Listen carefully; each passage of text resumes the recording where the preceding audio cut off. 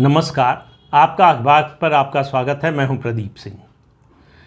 चीन और भारत के बीच में सीमा पर तनाव है 2020 से।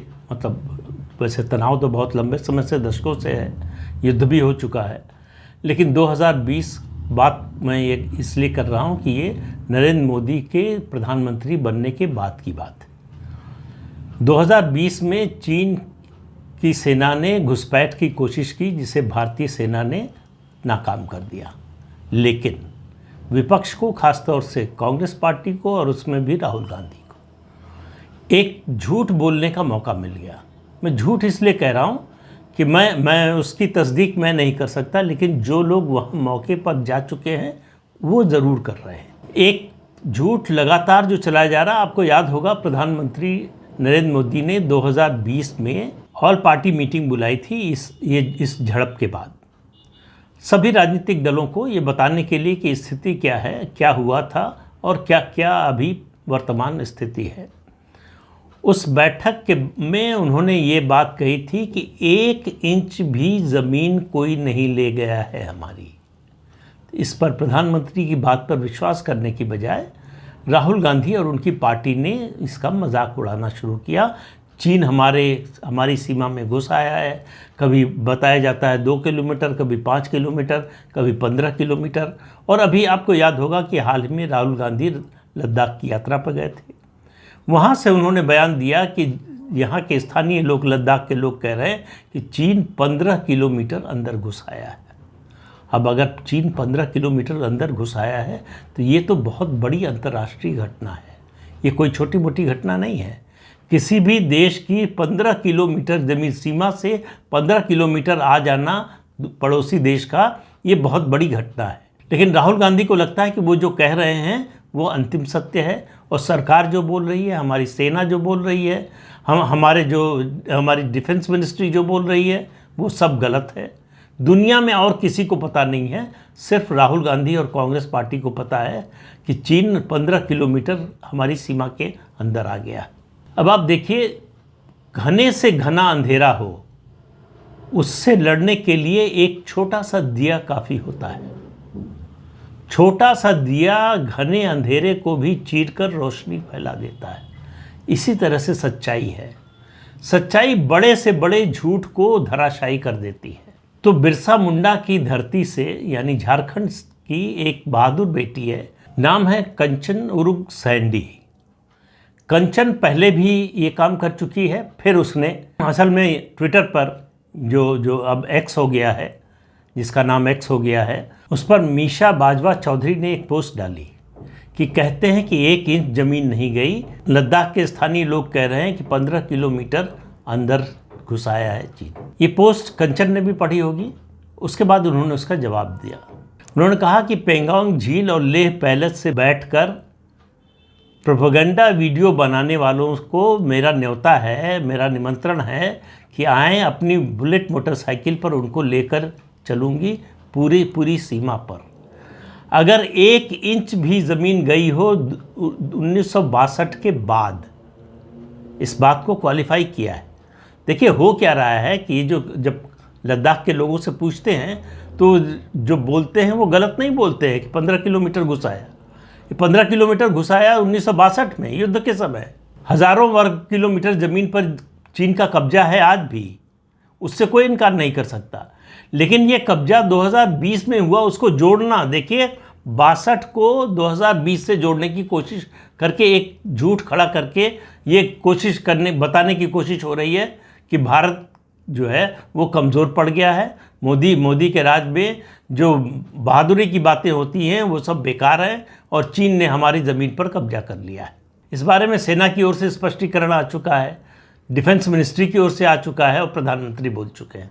इसके बावजूद विपक्ष इसको मुद्दा बनाए हुए है। हर बार राहुल गांधी सवाल करते हैं कि चीन घुस आया है, उस पर प्रधानमंत्री क्यों नहीं बोलते।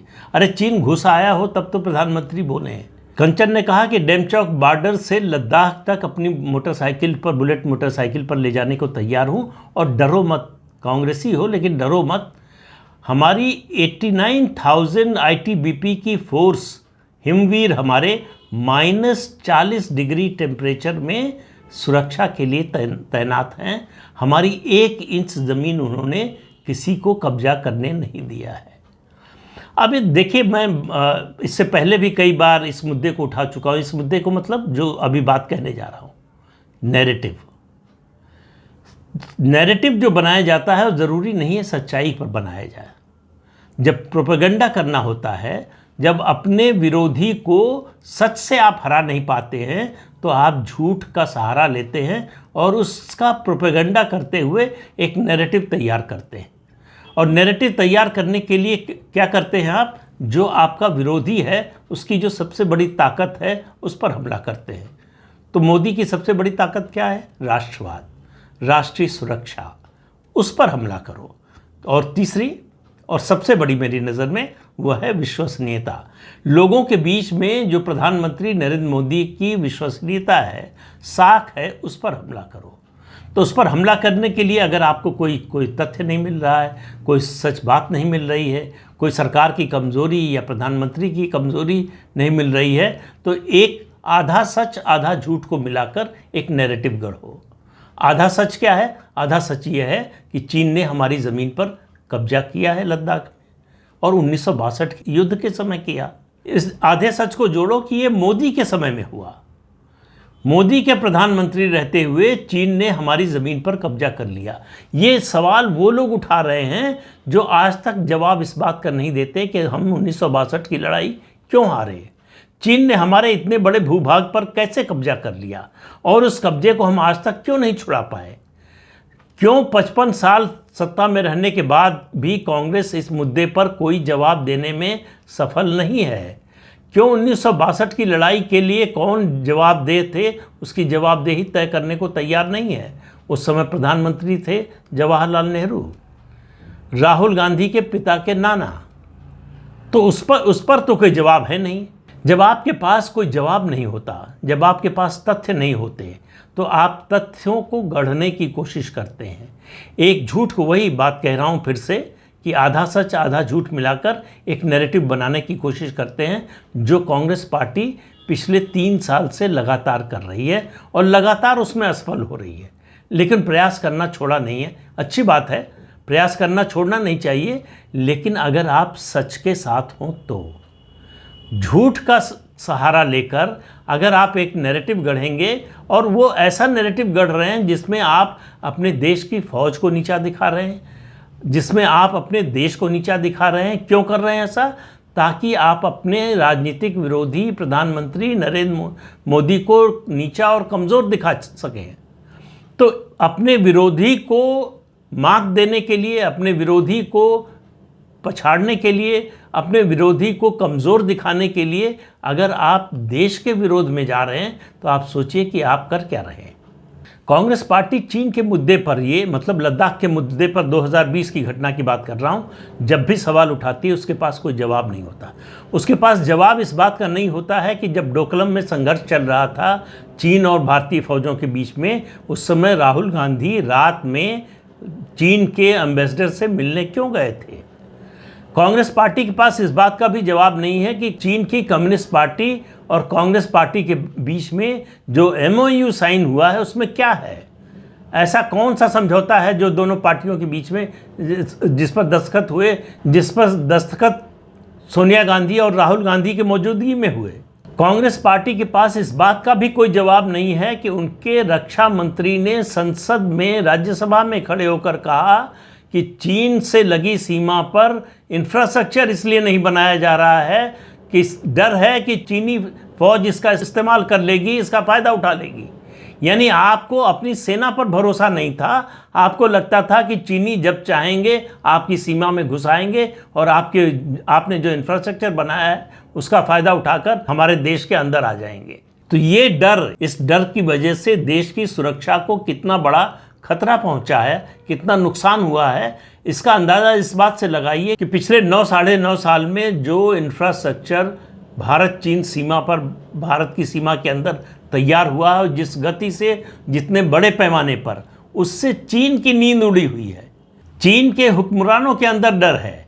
भारत जिस तेज़ी से इंफ्रास्ट्रक्चर बना रहा है, चाहे वो रोड का इंफ्रास्ट्रक्चर हो, चाहे फिर जो है एयरपोर्ट बनाए जा रहे हों, हमारी सेना को रसद और साजो सामान जल्दी से जल्दी पहुंचाने के लिए जो कुछ ज़रूरी हो वो किया जा रहा हो, टनल का निर्माण हो रहा हो, पुल बन रहे हों, ये सब इतनी तेज़ी से हो रहा है।